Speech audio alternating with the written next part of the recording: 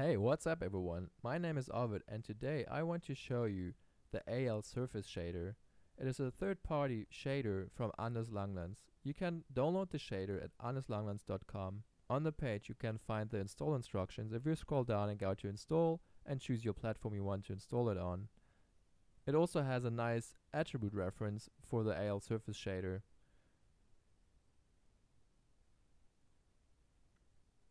He also has some tutorials on how to do proper skin shading and how to use CryptoMatte, which is a new object ID generator. Also in this video I will be using models from this website here. And I'm using the Chinese dragon. So let's jump right into Maya. I am using Maya 2017 with the already built-in Arnold plugin. In my last tutorial, I was talking about the aiStandard shader, which ships with Arnold, but now I will be using the alSurface shader. So let's create it. Right-click on the object, assign new material, go to Arnold, and find the alSurface shader. The scene setup is quite basic. I've got two area lights and I have one HDR light, which just gives a bit more of ambient lighting to it. So let's open the new Hypershade, which is a combination of the node editor, the attribute editor, and the generic Hypershade. So let's select the shader and frame it here and rename this to AL Training Shader. So let's fire up the Arnold render view. This is how my scene looks like. It's nothing fancy, it's just a basic lighting setup. Default shader looks like this. It's similar to the aiStandard shader. It has the GGX model. It also has refractive SSS models, which look really nice. They are expensive, but they really make up for it. The diffuse tab controls reflectance color of the object. So the strength is a typical weight slider, just how much it contributes to the overall look. The color is where you would normally plug in your texture. So let's just choose a red color for this. The roughness parameter changes the amount of reflectance of the diffuse color. If you slide it to a value of 1, it is more like a flat rough surface similar to wood or paper. For plastics, you would choose a roughness of 0, which is the typical Lambert reflectance model. The backlight tab is used to create surfaces like paper or really thin objects which are translucent, so you would see something behind the objects. Let's quickly create a sheet of paper just to show you what it actually is doing. So now let's apply a shader to the plane, also an alSurface shader, but this time we will just change the color to be a white and we will add a backlighting strength of 1 and some color just to increase the backlighting effect, maybe something more yellowish. So let's start an IPR session and let's move the plane in front of the dragon. So now you can actually see the dragon behind the plane. You can see some red appearing, you can see that there's a shadow, and you can see that there's a brighter part. So the plane in general looks now more translucent.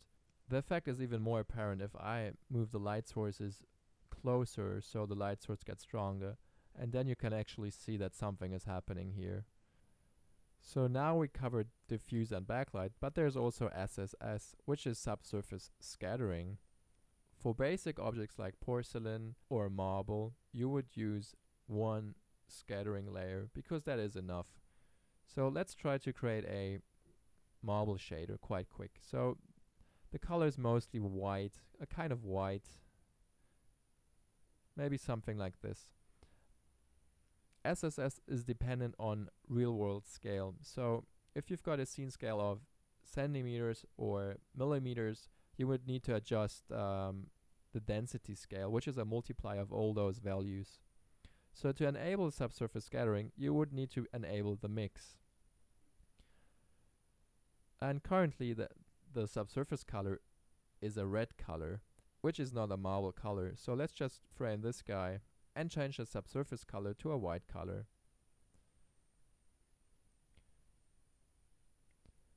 The distance defines how deep the ray penetrates the object. So this is now 1.5 centimeters, and let's actually check how big the object is. So if I would create a cube right next to this, so the object is about, I don't know, 7 centimeters high, which means that the value I'm having for my SSS of 1.5 is actually quite big. So it means that the ray will trace through all of those smaller objects, which is too big definitely. So let's work with the density multiplier.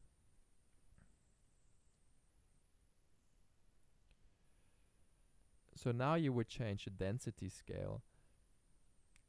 If you change the density scale to 10, it means that those values get divided by the amount of 10. So the actual distance it penetrates is 0.15. Let's just test this. So have a look at this. Let's do a snapshot of this, putting it back to 1 and changing the distance to 0.15, which will give us the same result. So you can either do this or change the density scale. It's up to you.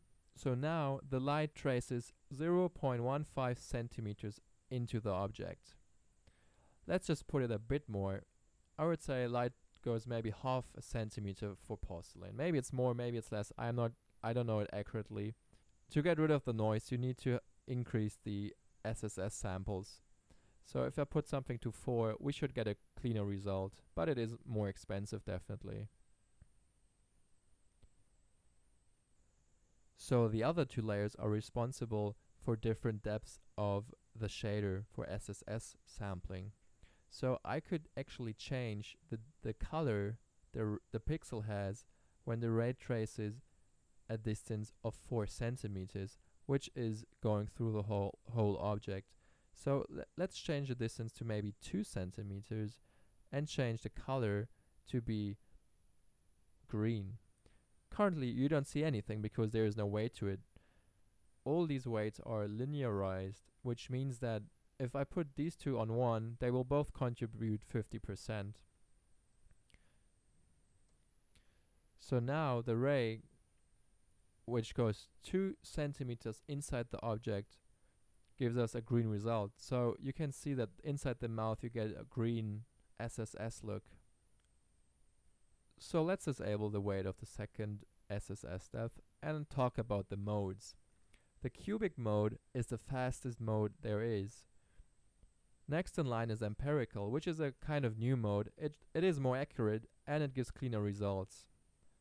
The other two are way more expensive. The diffusion model is still a bit faster than directional, but this directional is the most expensive one, but delivers the best results. It gives really nice edge detail and detail in bump mapping or displacement maps. So you can directly see the difference of the quality I'm getting back. You can see really nicely all those edges and all the creases, and you still get the nice SSS look. So to create the most realistic looking skin, you would change your mode to directional to get all the nice details around the nose or around the lips. Do a basic skin shader. So the diffuse color of the skin would be something, maybe something more like this. And then you would change the depth of the colors. So the first one is actually like a grayish tint or a soft, I don't know, something like this. Nothing too fancy. That's how I like to do it. So the weight 3 would be the blood vessels, the deepest color the ray would trace through. So the distance for this would be maybe 3. And let's put the weight to 0.3 as well. And for the second, which I would call the subdermal layer, which is the fat layer, you would do something yellow, orangey looking, not so saturated, something like this. And this is not 3, let's say it goes 1 centimeter deep, and the weight for this is a bit stronger. Let's put this to 0.2. And the first one is the white one. So if you would plug in proper textures, you would actually see some really nice looking skin. But Anders has a nice tutorial on this. right here, and you can get the model and the textures. So this is how it is, changing the to directional.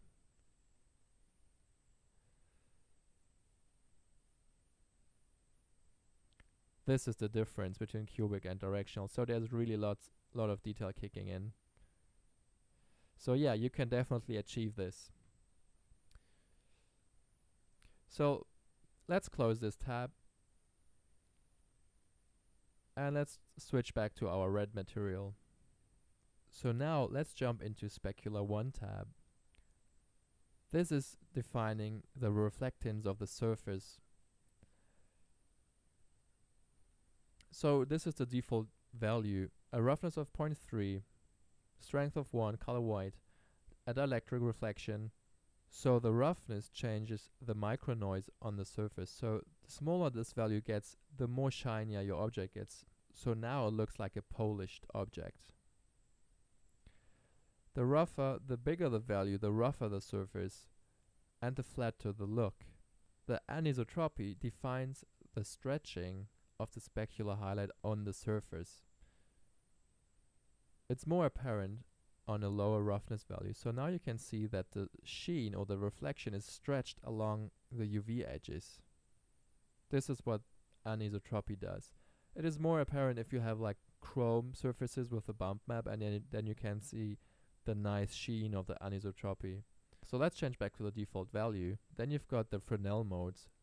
Dielectric is a typical glass or plastic or ceramic reflectance model. The metallic one is something to generate chrome, aluminum, or any other metallic object. For this to work, most metals don't have diffuse contribution. So let's disable that and go back to Specular 1 and change the Fresnel mode to metallic.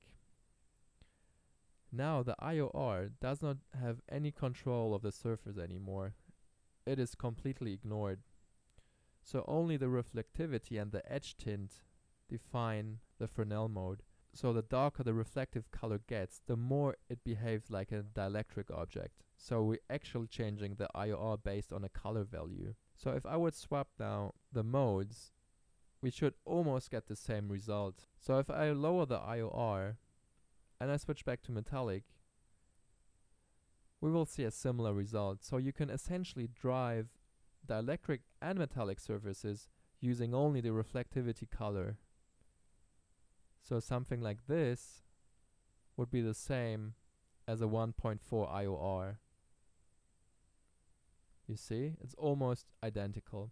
So you can actually do plastic even when metallic is on. So to create a gold shader, you would change the reflectivity color to something which is a more desaturated, something like this. The edge tint defines the color which is on the 90-degree angle to the camera. So this value says how much does the edge reflect, or at what color. So now you would see a slight blue shimmer on the outer edge of the objects. For gold, this is a more saturated value, something like this. So this is how easy it is to create metal objects. A typical chrome shader has a gray value of something like this. This would be more or less a typical chrome shader. It might be a bit too strong, so just reduce the reflectivity amount to dial down the overall reflectance. All these attributes in Specular 1 are exactly the same as Specular 2. The cool thing about alSurface shader is you can combine both specular lobes into one. So to create something like car paint, let's first disable the Specular 1 tab. So now we don't have any diffuse nor specular contribution. Specular 2 is the base and Specular 1 is a coating layer. So I will always start off with working with Specular 2, which is the base. Let's create a red metallic car paint. So enabling Specular 2 and adding some roughness. Also, let's change the mode from dielectric to metallic and change the reflectivity to, let's say, this red, something like this. And the edge tint also a more saturated red, so we get really nice red edges. And of course, let's control the roughness. Another important thing which I didn't cover in Specular 1 is in the Advanced tab of the Specular tabs, you have the distribution modes, and the default one is the Beckman, and the more advanced one is the GGX model, which gives you a nicer specular tail. But the value is more sensitive, so let's create a rough looking metal. Something like this. Let's make it a bit rougher. Something like 0.5 is actually quite nice. So now I am happy with my base layer, and car paints typically have a clear gloss coating layer. So for this, let's reduce the roughness to 0.05 and increase the strength, and either change the mode to be dielectric or just reduce both sliders to black, and then it would essentially be the same as changing this to dielectric.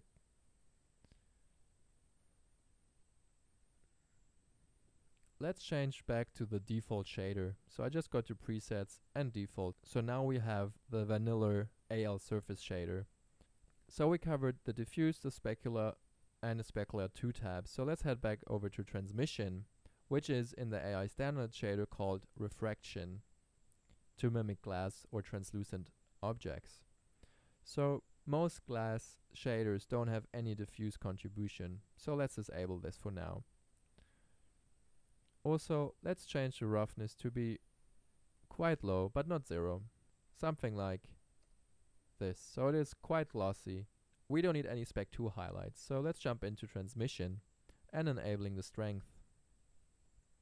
Make sure your object on the shape node has the opaque switch disabled like this. Otherwise, you won't get any clear shadows.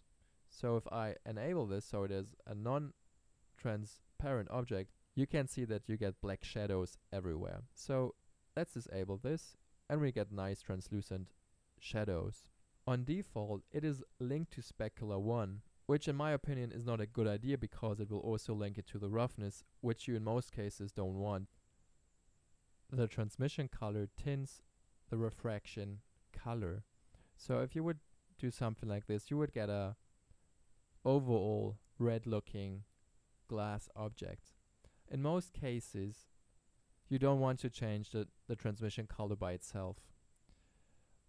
You would want to change the attenuation color, which is the transmittance color in the aiStandard shader.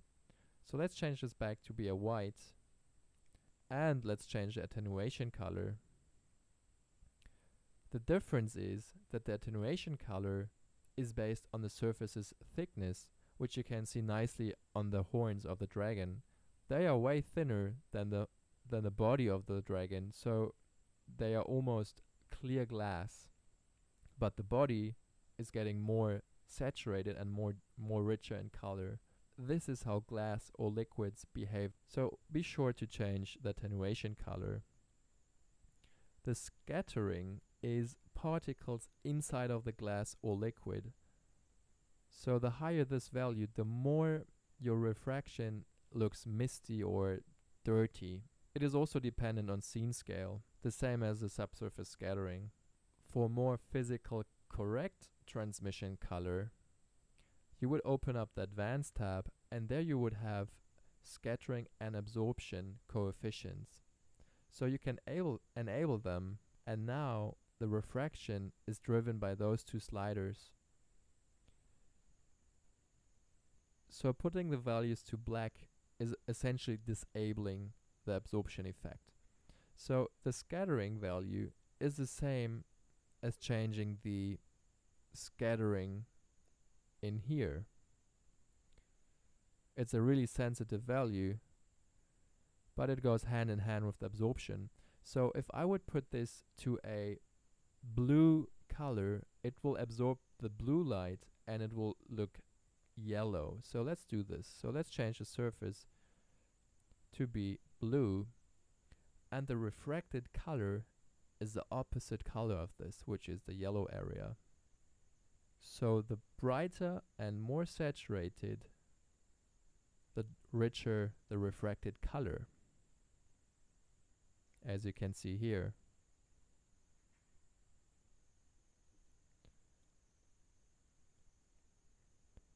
And now adding some scattering will make the object more mist. You can see that the render times go up significantly. So this is really just for advanced shading. In most cases, you are good with changing the scattering and the attenuation color. If you want to be physically accurate in the attribute editor within the shader, you've got actually some presets. So let's go to transmission, and heading down to the advanced tab, you can right click here and you would get lots of presets. For instance, let's try apple juice.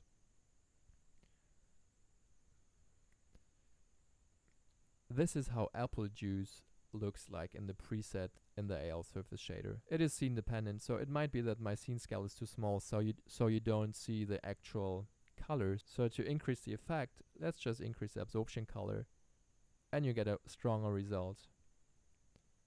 If you want some caustics, you just enable them and you should get some caustics from the glass. They are way more expensive and need a lot more rays to compute cleanly. Also, you have presets on all the other attributes which has a question mark. So you can create copper, silver, titanium or whatever with just right clicking and choosing the preset. So let's change back to the default shader and let's make a black surface with no specularity. And then let's head it over to emission and increase the emission strength. And let's just hide the lights in the scene. So the emission actually produces light. So the higher the value, the stronger the light source. So the last part I want to talk about is the bump mapping. So let's go back to our default shader, look through the camera, and let's connect a bump shader. I like to use the AI noise for typical bump maps.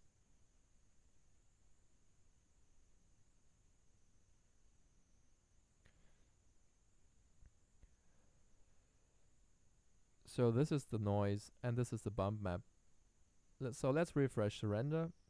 You don't really see anything. Let's first disable the bump map in general and head over to Window, Toolbar Icons and enable debug shading. Here you can choose to isolate selected, and let's go back to the bump map and select the noise. So this is the noise currently. So if you want to see something, let's increase the scale. Let's add a few more octaves, which gives more detail, and let's change this to 50 to get even finer detail. And heading back to the debug mode, let's go back to shading. Back in the shader, go back to bump mapping and add a little value to the bump depth. As you can see, there is already something happening on the surface. This might be way too strong, so let's reduce this to 0.5 or something like that. And you get some nice looking bump map on top of the object. In combination with all the other shading attributes, this can look really nice. So let's head back over to the shader and do some simple shading tweaks. Let's change the color to be something red again, something like this. Now let's just tweak the specular to create a metallic looking base object. Also right click here and let's say we want to create a copper dragon. Changing the mode to GGX, increasing the roughness and reducing the overall strength. And most metals don't have diffuse, so let's disable this for now. Changing back the strength, going back to specular 1 tab, adding metallic mode, switching back to copper and changing the distribution model to GGX and increasing the spec amount.